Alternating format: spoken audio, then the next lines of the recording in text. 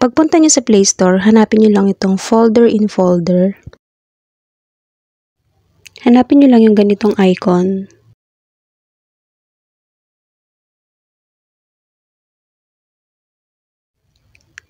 Pag lumabas ito, yung sa root na yan, may 3 dots sa gilid, pindutin nyo lang yan at lalabas yung menu. Dito sa menu, marami kayong pagpipilian dyan kung ano yung gusto ninyong gawin.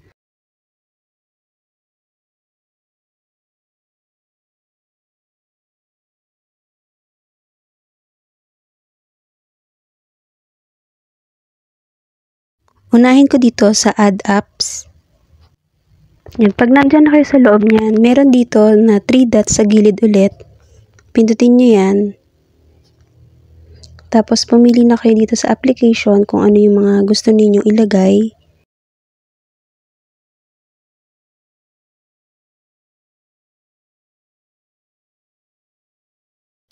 Pag nakapamili na kayo ng gusto ninyong ilagay sa folder na yon, i-okay nyo lang. Tapos makikita nyo na dyan, ayan ay nasa loob niyan or kung ano yung napili ninyong applications. Ngayon, dito naman, hanapin natin yung edit label. Kung gusto ninyong baguhin yung label niya.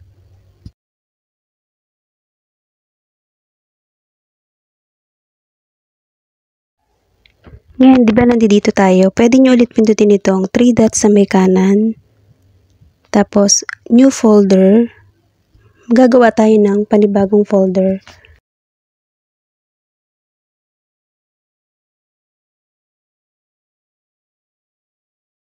Ayan, makikita ninyo may mababago na o madadagdag dyan.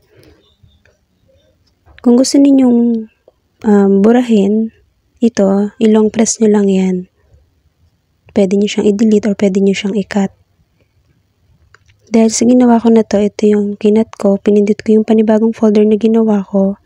Tapos, nilipat ko dito, parang kinapi-paste ko na lang din siya. Tapos, ibaback ko lang siya. Ngayon, pindutin nyo ulit ito. Nasa loob kayo ng folder na movies. Tapos, depende sa ginawa ninyo. 3 dots lang ulit kung may gusto kayong dagdag o baguhin.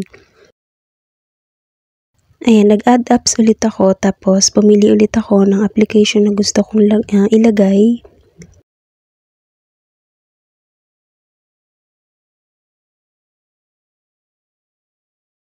Dito sa apps 2 na ginawa ko, ayan, pindutin ko lang ulit kapag nasa loob na ako ng folder na ginawa ko, add apps, tapos pili na lang ulit kayo kung anong gusto niyo ilagay.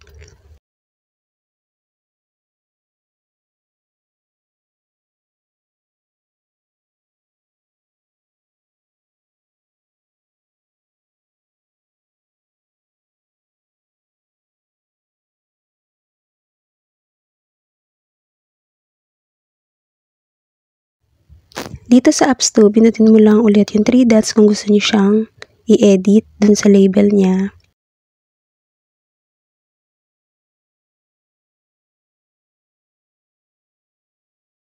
Ngayon dito sa loob ng folder na to sa apps 2 na binago natin na calculator, add auto folder naman ang gawin natin.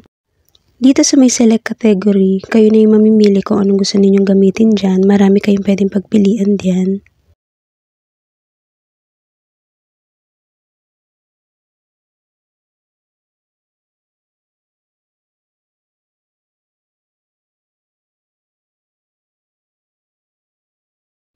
Itatry ko ngayon yung app search.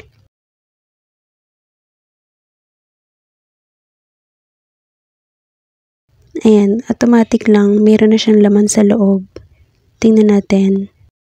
Kung ayaw nyo naman yan, ilong press nyo lang tapos delete ninyo.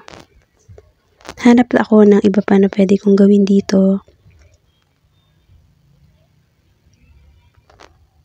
Add auto folder. Tapos, try ko to music and audio.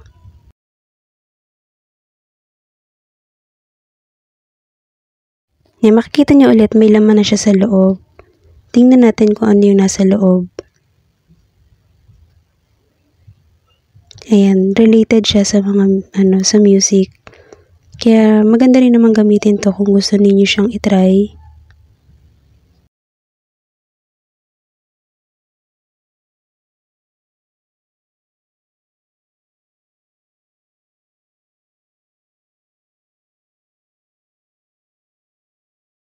Ayan, kung mag-add auto folder kayo, pwede kayo mamili dyan kung ano yung mga gusto ninyo na ilagay diyan. Tulad nito, hanap ulit ako sa games, try ko ulit dyan. Ito lang yung meron ako sa application ko na laro.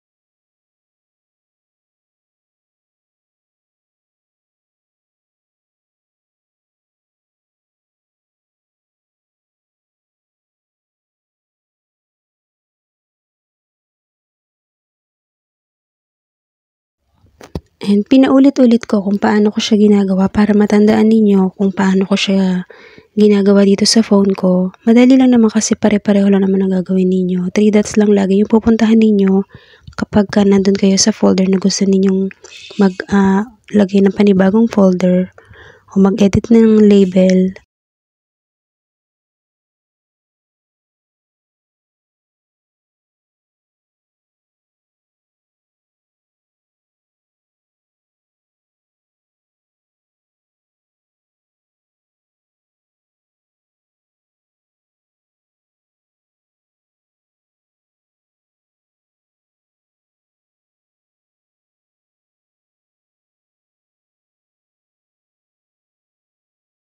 And dito sa settings, kung may gusto kayong baguhin, pwede nyo baguhin yung theme.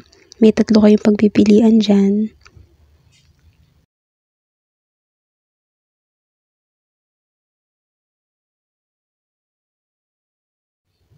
Dito naman sa icon size, may small, normal, and large. Ito yung home screen ng phone ko. Magulo siya, diba? Pero dahil meron akong folder in folder, pwede ko na siyang ayusin. Yun lang ang pipindutin ko, yung icon na folder in folder. Maayos ko na lahat ng apps na nasa phone ko dito sa home screen. At yung kalat-kalat na yan. So, yun. Sana makatulong sa inyo yung application na to.